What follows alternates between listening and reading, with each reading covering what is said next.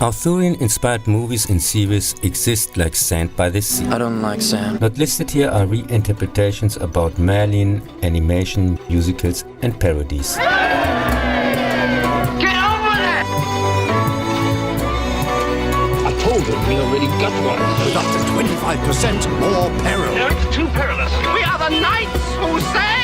Even if these are better than any original before or since, like Monty Python and the Holy Grail from 1975. Stop that! The first time since the last time. God be praised! For Excalibur, the reinterpretations The Fisher King and the Mighty see the same named werewolves. The cycle of Arthurian films began in 1949 with the 4-hour 15-part US TV series The Adventures of Sir Galahad. Galahad wants, like his father Sir Lancelot, to become a knight in King Arthur's Round Table. For this he is to guard Excalibur for one night as a final test, which however gets stolen by a mysterious person. Galahad is denied knighthood until the sword is back. His search is hindered by the evil Merlin and Morgan Le Fay, Arthur's half-sister and also a magician.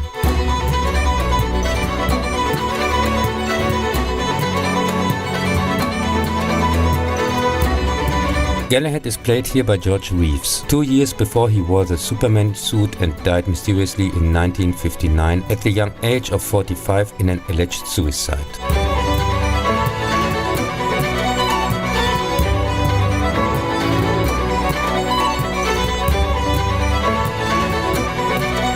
In 2006, excellently visualized in the unfortunately bombed but absolutely worth seeing neo-noir insider tip Hollywoodland.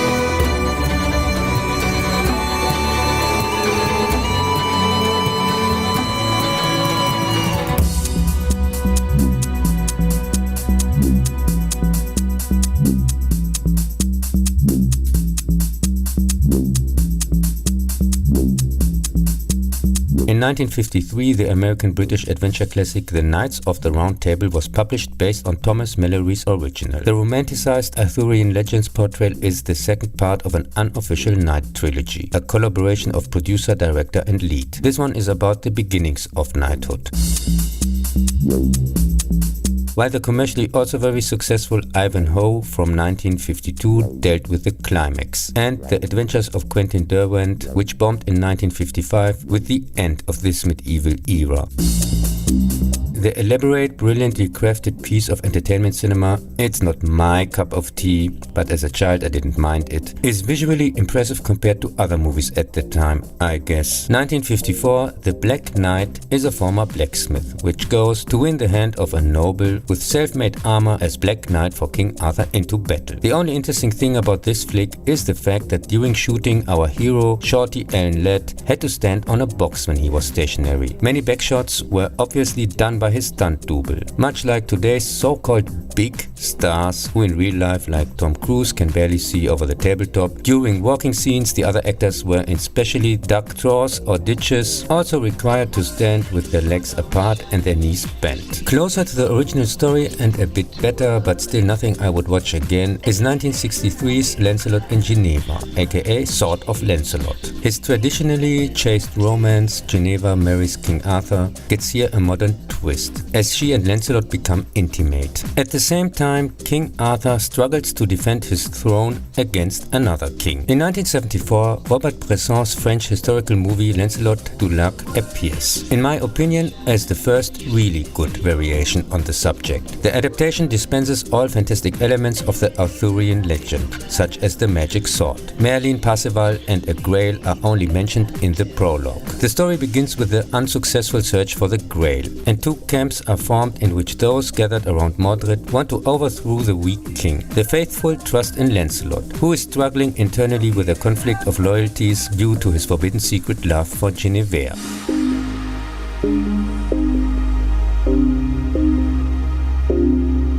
This extremely ambitious movie uses a very unusual cinematic language, often close-ups and detail shots, only in the final sequence the long shot.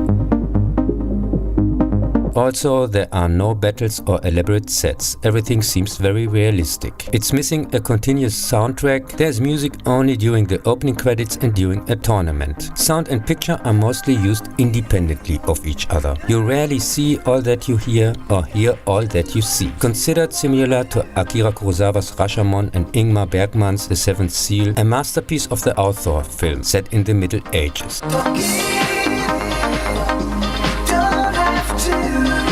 In 1995, the first knight rides into town. Here Prince Malagant, a former knight of the Round Table who left Camelot in a quarrel and is now waging war on the land, threatens the kingdom of the ruler Guinevere. To gain an ally, she accepts King Arthur's marriage proposal. She also meets Lancelot, who foils a kidnapping attempt, and in return is made by Arthur a knight of the Round Table.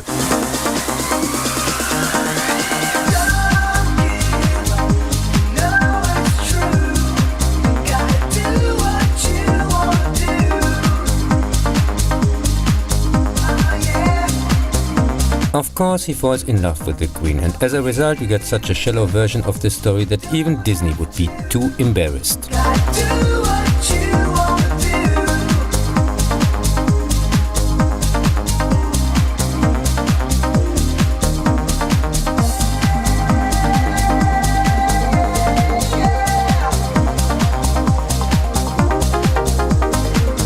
Here is another attempt to tell a fantasy story without fantasy, and a love story without real emotions, in the style of a family-friendly morning matinee. Richard Gere is completely miscast as the first knight. The rest of the top-class ensemble is, to the irrelevant, ultra-shallow script, as defenseless as a knight without armor. How to do it much better but still far from good shows us 2001 A Knight's Tale, Germany known as Knight Out of Passion, although it has nothing to do with the Arthurian legend, or even Geoffrey Chaucer's 14th century Canterbury Tales, stories about pilgrims on their way to Thomas Becket's tomb in Canterbury, on which it is supposedly based. In 14th century England, Sir Hector's squire William Thatcher dreams of one day becoming a knight. When Hector dies during a jousting tournament, a fight on horseback with lance only the nobility is allowed to practice, William decides, I guess out of passion, to secretly take over his role despite his low origin, and from now on to make a living with competitions for himself and his team. This movie promises already in the trailers that it will rock you, and it really does, with a story so simple little kids can follow, an MTV video clip aesthetic that appeals to teenagers, and completely inappropriate rock music, which should probably bring adults into the Knights camp. It is funny, fast-paced and has an extremely high trash entertainment value, with a very good cast, especially Heath Ledger, having visibly fun with their characters. For people who are not Queen fans and may have expected a serious adaptation, it's more like a Knight's fail.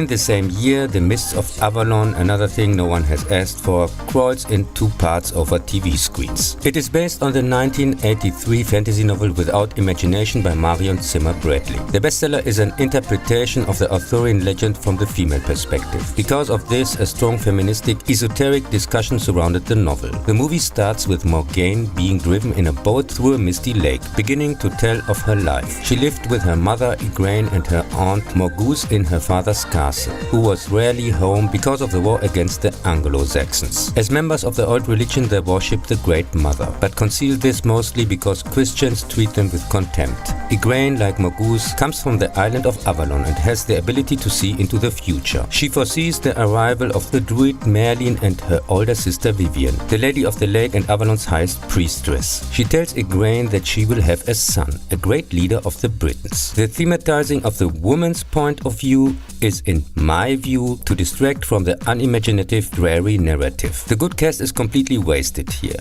as already the book, which was a boring waste of time back then, has absolutely nothing to offer. The esoteric elements and simple-minded direction then ensure that the story evaporates into insignificance. Of course, as a man, I am far too insensitive and sexist to allow myself to pass judgment on this supposedly oh so important wannabe feministic esoteric bullshit. I, like any sane person, only read this thing back then to impress, unsuccessfully of course, my former girlfriend. The same reason why 99.9% of trivial junk literature, obviously made by simple-minded for simple-minded, like Twilight or 50 Shades of whatsoever, is picked up by guys in the first place. 2004 annoyed us once more, a take without fantasy elements and also a knight looking so miserable that nobody even suspecting him to be King Arthur. So they had to write it in the title. It also dares to make promises due its unique realism. In the 5th century, Lancelot is drafted for 15 years of military service at the 120-kilometer Hadrian's Wall, to which the men of his people are obligated after their occupation by the Roman Empire. His commander is Roman Artorius Castus, or short, Arthur, who actually lived 250 years earlier, but who cares?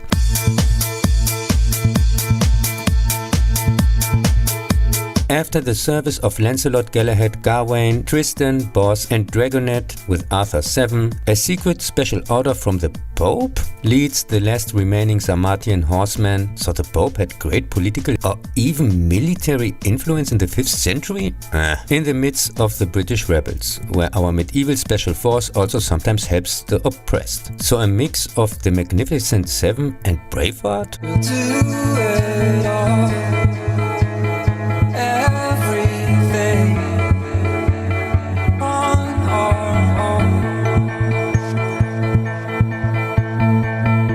Among other things, they free the imprisoned Celt Guinevere, who at first is the only woman fighting with them, later joined by also colorful painted half-naked women. Isn't it supposed to be icy winter? According to the script, Lancelot falls in love with Guinevere. At least I think so, it's hard to tell. Her typical medieval tightly laced leather-fringed bikini probably contributes to this as well. And let's not forget the subsequently breast enlargement surgery on the US movie posters and DVD releases. But then I guess a few script pages are missing, since the Lancelot Guinevere storyline doesn't go anywhere. His death through Til Schweiger, our biggest German superstar, is also running around practicing his scowl. Maybe he saw the box office results. Was probably no help either. Guinevere lures Arthur to leader Merlin so he can take over command of the troops. In a slow motion flashback, we see after a raid, child Arthur pulling out his father's sword from something, possibly Excalibur, who knows, which Merlin comments on as if not anyone could have pulled it out. And the without fantasy element completely pointless scene would not be exclusively in there just for the trailer. After the victory and the unification of nations, there is a wedding between Guinevere and Arthur, the new leader of the stupid Brits.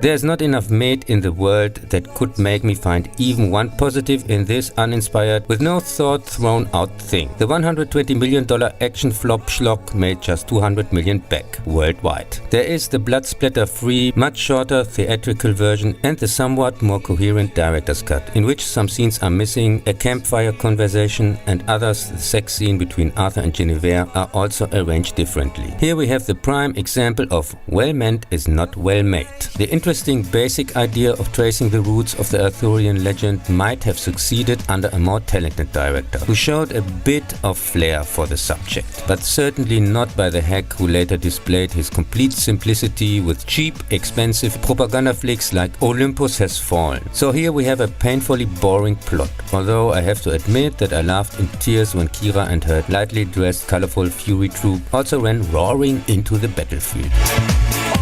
A soundtrack that desperately tries to make the audience think it's an epic, droning in the most inappropriate places, and one-dimensional characters who, apart from the so-called action sequences where opponents are sometimes let out onto the ice to be comfortably shot down by arrows flying selectively far before they break into the selectively yielding ice when they are not wandering from A to B in a bleak landscape, look serious and often tell each other the thin plot that the movie was supposed to show us. If I just lay here. Even more far-fetched and also set in the 5th century and at 67 million costs to 25 million worldwide box office, also a flop, is 2007 The Last Legion. For TV director Doug Lefler, also the first and last trip to the big screen, loosely based on Valerio Massimo Manfredi's 2002 same-named novel.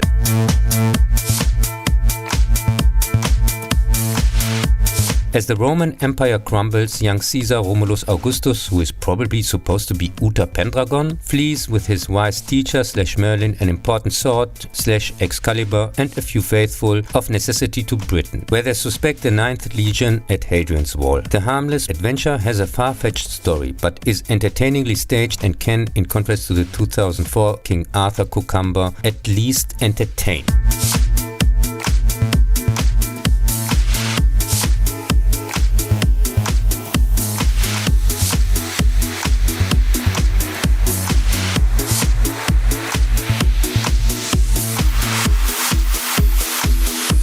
The title refers to the 9th Roman Legion, which is said to have mysteriously disappeared. This is, without the bogus Arthur connection, also the topic in Centurion from 2010.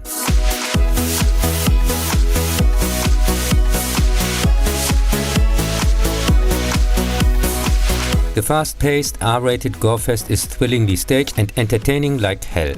And in 2011's The Eagle.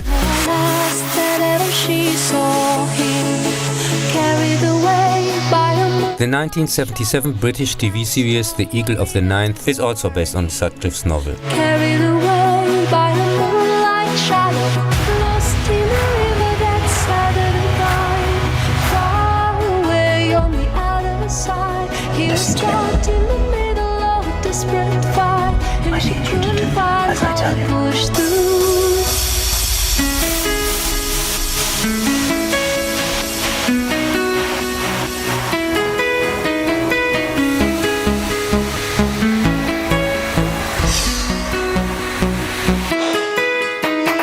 Did you see everything you needed to see? I saw enough. 2017, Guy Ritchie's career killer King Arthur Legend of the Sword calls to the round table and no one answers the call. This thing was seriously supposed to be the start to a 6-project Knights of the Round Table movieverse. Wizard Mordred attacks Camelot with fireballs and giant war elephants, Lord of the Rings style. King Uther finishes off the attackers with the magical sword Excalibur. Afterwards, he himself and his family get finished off by his traitor brother. There are trees that whisper in the evening, carried away by a moonlight shadow, sing the song of sorrow and Little son Arthur can escape, grows up in a whorehouse, and at some point unwillingly pulls the sword Excalibur out of the stone, aka his father's back. However, the sword in the back of the Arthur legend remains stuck, just like the stone middle finger to the audience. By this puke boring too long music video pretending to be a movie. With terrible CGI, non-existent story even if some pretend there is one, meaningless monologues disguised as dialogues, and totally miscasts in front of and behind the camera. Only Jude Law's laughable over-the-top performance can at least earn a few trash points. The $175 million joke without a punchline didn't even make its costs back worldwide, and was quite rightly one of the biggest bombs ever. I watch your vision for me, carried away by a moonlight shot. Star was light in a silvery night, far away on the other side. Will you come to talk to me this night? But she couldn't find how to push through. You're born king!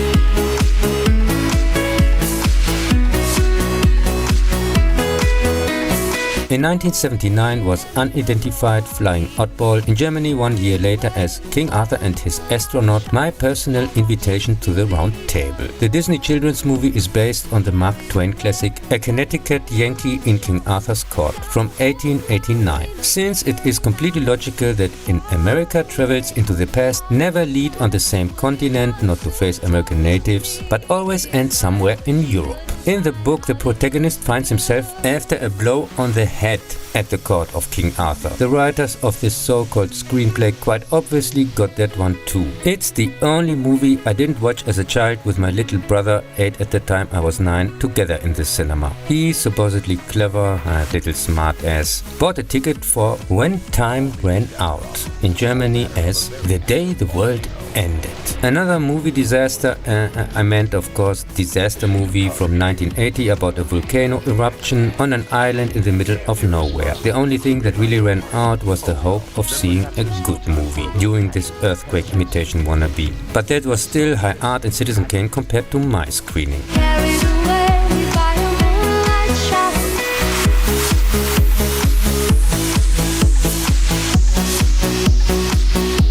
It's about an American astronaut who flees off into the British past, where else, and proves at the court of King Arthur that there's no topic where Disney doesn't come up with the most embarrassing, unwatchable version and still gets away with it.